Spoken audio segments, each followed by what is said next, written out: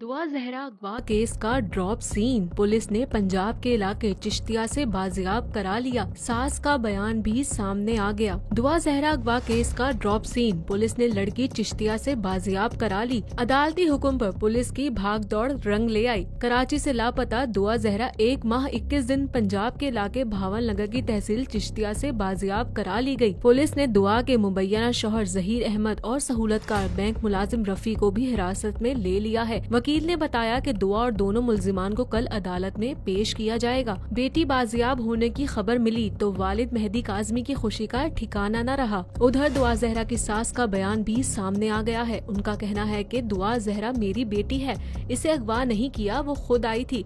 वापस भेजना चाहा तो इसने इनकार कर दिया।